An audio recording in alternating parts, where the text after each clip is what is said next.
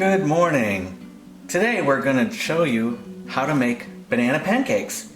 Very simple banana pancake recipe. 4 ingredients.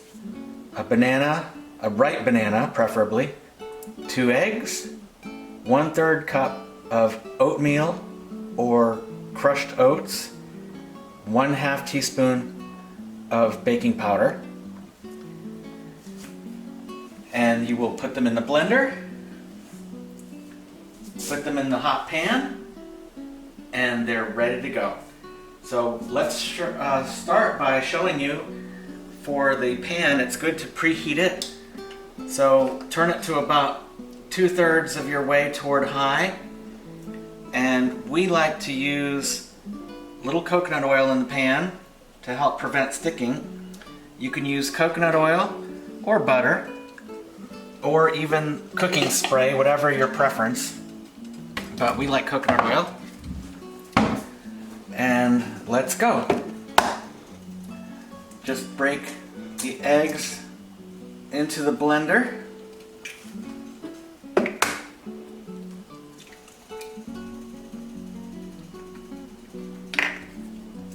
Put in our nice ripe banana that peels nice and easy because it's so soft.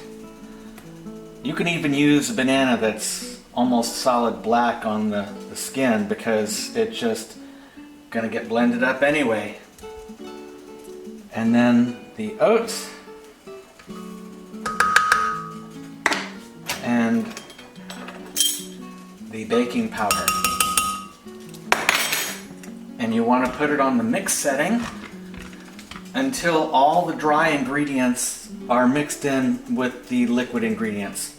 I'm not going to try to talk during this because it's going to be too loud, but just take a quick look here and you'll see when it's pretty much mixed thoroughly. Got to turn it on, and there we go.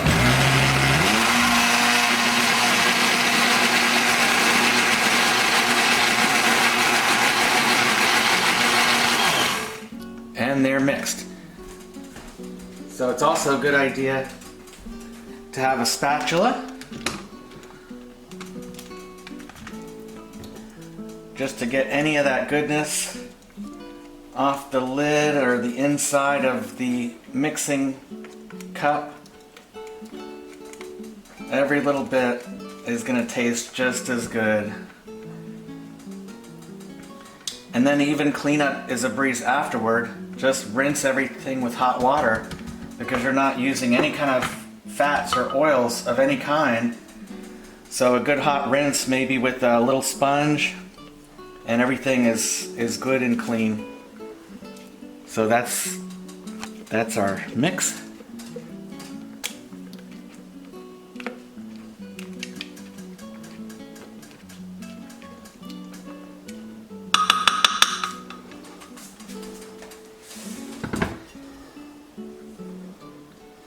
And we'll give this a try. It could be even a little hotter than this.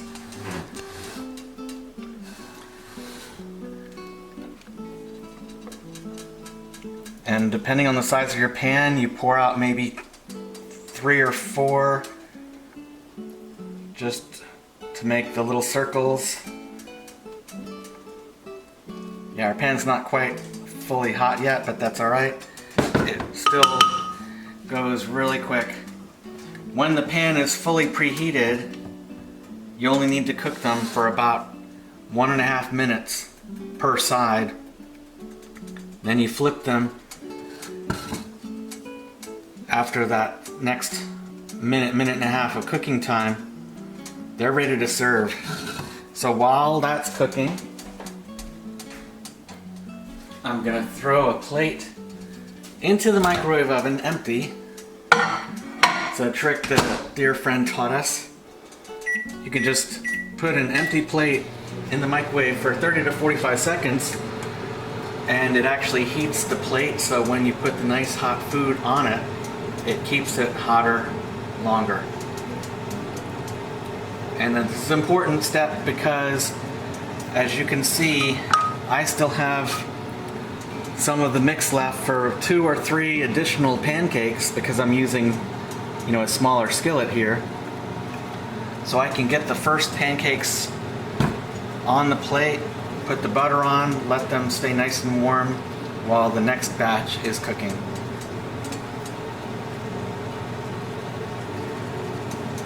So again, this is going to take just a little longer than it would have if the pan had been fully preheated. Our plate is ready, so we can pull that out. Just set it right there. These are bubbling up nice.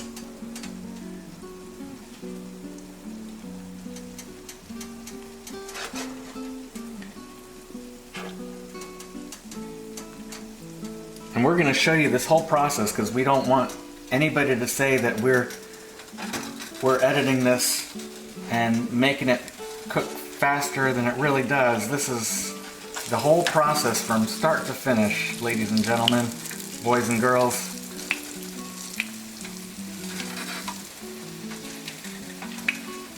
Just making sure they're going to be ready to flip. And when they flip, they're not always pretty, but it takes a good quick twist of the wrist, and sometimes you'll have some of the extra batter kind of spread out a little bit because the batter does tend to be somewhat runny, but you can just kind of collect it back with your spatula and then get it back into more of a round shape. So here's the first flip, the second, and the third. See, you got a little bit of stuff that went over the side, so just kind of push it back in there just for shape. It would still cook wonderfully. You can even go a little darker if you want to.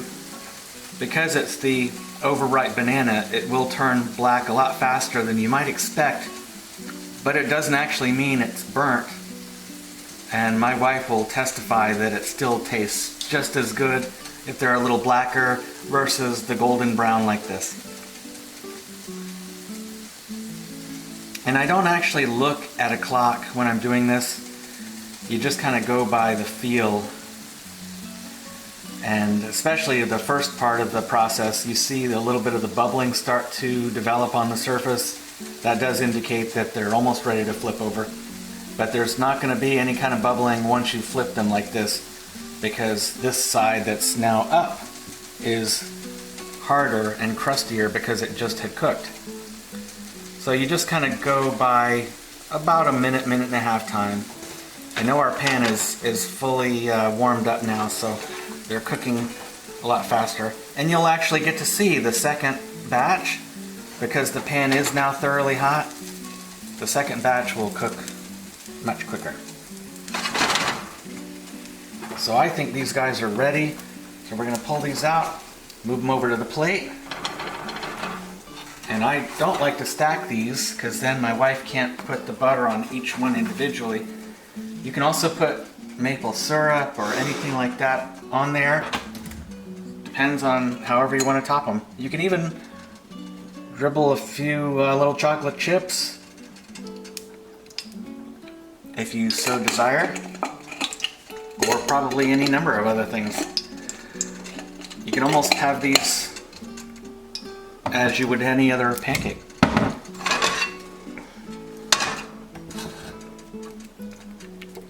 So now here comes our second and final batch from this particular mix. Looks like we're gonna get a couple maybe.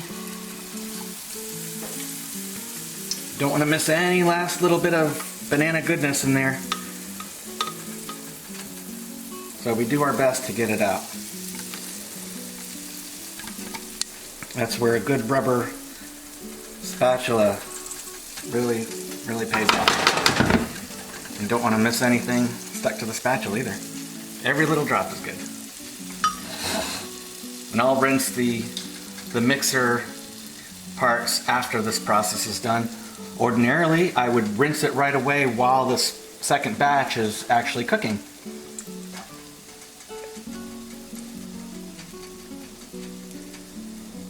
And another thing I'll do when I have a moment is actually put the little slabs of butter on the first part of the pancakes, the first batch, so it can start to melt. It's not a necessary step because the first pancakes, as you'll recall, are on the pre-warmed plate. So they're staying nice and warm for us.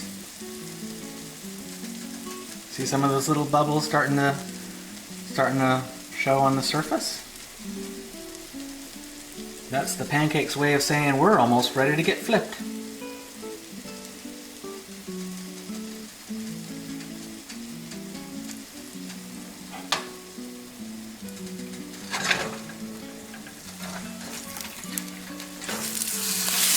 Oh, look at that. Well, that one fell a little bit, but so easy to recover from a little pancake mishap. This banana mixture is very forgiving.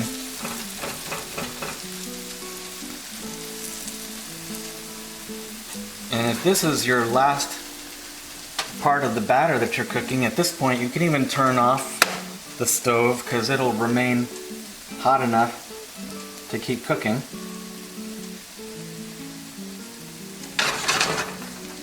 Oh, these babies are gonna be ready to eat so soon. And my wife wants to demonstrate that process. So you're seeing it from start to finish, from raw ingredients to edible deliciousness. And you know what? Let's just call them done. So I like to create a little wagon wheel design on the plate. My wife doesn't seem to mind that at all.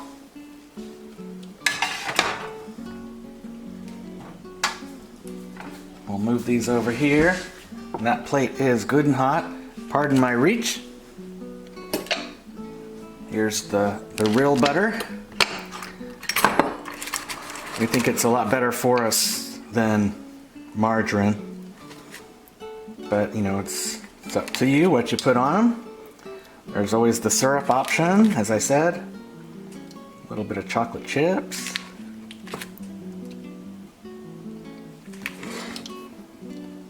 And then we'll pull out a fork. You don't even need a knife, these things are so tender. And now, we're gonna have a slight demonstration. So I'm gonna spread my butter like I do. It would melt on its own given enough time, but we're trying to hurry this last step along.